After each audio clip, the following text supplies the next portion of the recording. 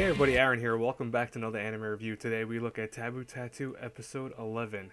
So, you know, what sucks about reviewing something that you really don't have a drive for anymore is that you have to find yourself as a reviewer kind of settling in the middle ground. You have to still put up with the show and still try to look at it from a unbiased perspective. But the thing is that at the point of you not liking the show anymore, that biased method kind of sinks in where you just start complaining about things left and right. And it's just like anything else where I find this show so incredibly like bland now at this point because I dislike it so much.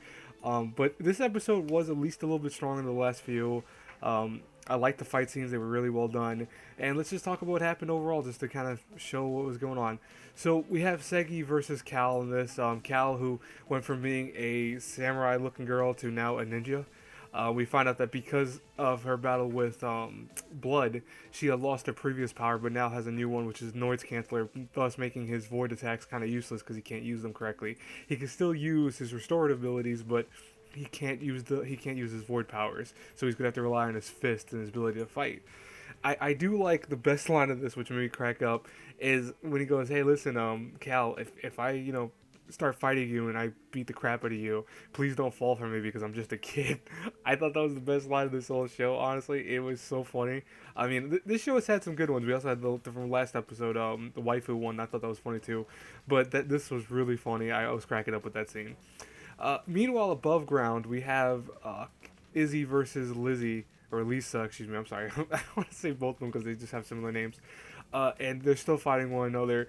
And it looks like Izzy's gonna lose, kind of, because she's being dealt with this, and she's also being dealt with another guy who's got long tentacle-like weapons that he has. It's or actually not tentacles, freaking heck. He's got long I'm trying to think of the word from like wire type weapons. I don't know why I call them tentacles. I guess because he starts talking nonstop about snakes and makes a whole bunch of references to snakes. Really was like just I guess it was meant to be jokey. It just came off as annoying to me. But anyways, luckily though, two of Izzy's allies come in. Person A and person B. I consider them person A and person B because honest to God, they have names, but they're so in here so briefly you do not give a shit about them. One of the guys, the one on the left, dies in like within maybe not even a minute fighting the guy, and the other one loses his fingers to him, but survives thanks to Izzy fighting Lisa and actually beating her, knocking Schrodinger's cat out of her, thus stopping the connection between the two. Now, meanwhile, Tamaki is still fighting against that weird girl who has the weird needle attacks. And what's funny is that Tamaki still, I really wish Tamaki would have been introduced earlier in the show, honestly. He is one of the cooler characters besides Seigi and Izzy. To me, just how he talks about protagonist and this and that with, waifus and stuff like that, it makes me crack up. I mean, I know Tom does the same things with, the waifu stuff and all that, but because he's almost their resident otaku in many ways, but it's not as funny as Tamaki because Tamaki just kicks ass. And, he wins his fight pretty easily despite getting a little hurt, but nothing too bad. Now, meanwhile, we go back to the kind of fight I was actually caring about more so in this episode, which is Seigi versus Cal, and after a lot of, I want to say, blow by blow, each one taking their own damage, Seigi is the one who comes on top as victor.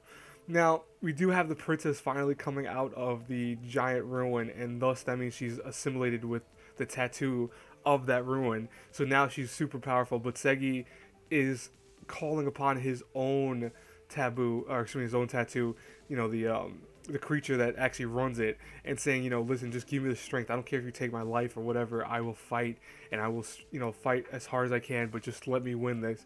And so their battle begins, and it's a pretty one-sided battle, looks like, because right now the princess seems to be way stronger than Seigi, but it's going to be interesting. I'm probably assuming that he's going to win in the long run because the show hasn't done anything that's really been outrageous yet. I mean, I think the most outrageous thing the show's done is having Toko die, and honestly, I could predict that for other people too. So I mean, like, not really surprised by that. Now, if you remember way back in episode, I believe 11, or excuse me, 10. I'm reviewing episode 11. Jesus, episode 10. We had that weird mosquito thing that appeared from this guy over here, and it looks like he's being still attacked by the aircraft carriers and stuff like that, and the airships, excuse me. And the airships are attacking him nonstop, and actually one of them finally hits him with a missile, which causes him to actually lose the battle. But what he does is he activates a self-destruct mechanism that, I guess he had the whole time. It was this giant weird orb type ball around him that appears, destroys the ground around him, and that lets Izzy and Tamaki get into the ruins to help Seigei out. Now, along the way, Izzy is talking about how she remembers her mom and dad always telling her to what to do in terms of how to keep going and how to fight on and stuff like that. And she feels that the mom probably led her to Seigei because she's now in charge of keeping him alive and protecting him. So she really has the power now in her head to go and protect him and do what she has to do to keep him safe because she wants to do that. And she remembers promising him that one time before. Overall, a solid episode. Not great. I mean, it's the show to me is not good anymore. I really don't enjoy it. Even when like reviewing it, it's what's funny. It's when you review something that you don't like. I said before in the beginning of this episode, or the beginning of this review, excuse me, that you find yourself kind of stammering over words or forgetting certain elements because you just don't have the drive to review it.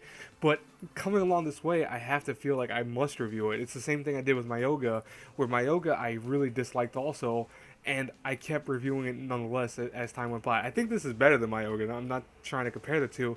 It's just the concept that, at this point, it's almost the end. We have one episode left, so I think, because I believe it's a 12-episode series. One episode left, which is next week. It's gonna air. I might as well continue and finish it right at that point. I mean, I don't know. I know people drop shows at this point, but it's like, why? Why not just continue it? If you're at episode 9 or 10, you only have a couple left to go. It's not really going to be a big time waster anymore. I think wasting time comes in the form of you dropping a show when you're near the end of it. That's never made sense to me. But overall, it's Taboo Tattoo will still receive a passing grade. I'm gonna say that right now, and depending on how episode 12 goes, we'll talk about the grade even more if it gets like something with a higher passing grade than before. But it is still a passing grade because Taboo Tattoo still has great fights, very nice animation and stuff like that. So I can't really fault it for that. But anyways, guys and girls, that's it for today's review. As always, please hit that like button, comment, subscribe, share the video. You know the whole nine. Have a blessed day, everyone. Bye bye.